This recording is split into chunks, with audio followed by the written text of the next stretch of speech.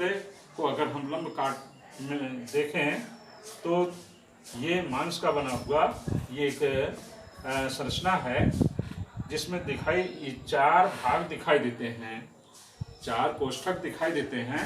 अर्थात मानव का हृदय चतुर्वेशमी होता है, टेट्रा चैम्बर्ड होता है।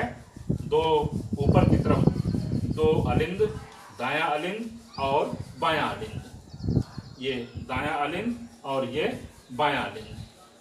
नीचे की तरफ ये दायां निलय और इधर बायां निलय।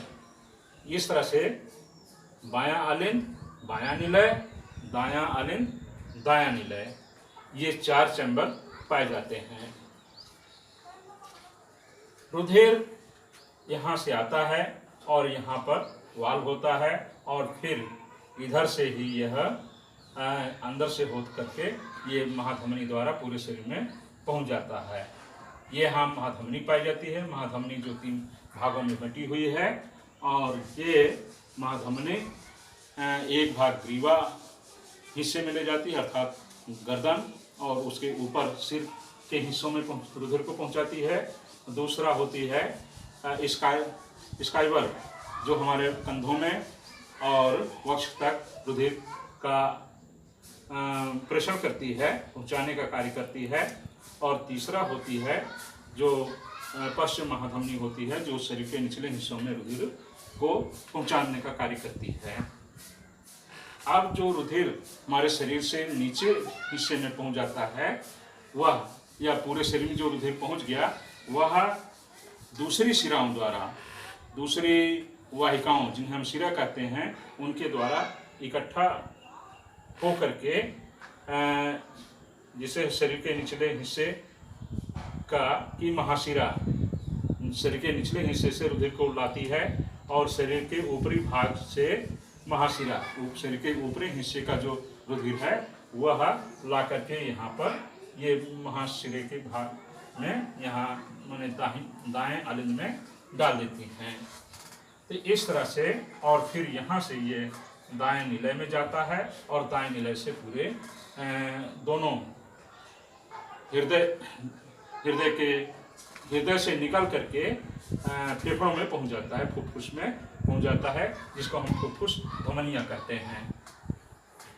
इस तरह से इसकी संरचना होती है। बीच में यहाँ पर एक विभाजिका होती है, सेप्टम होता है।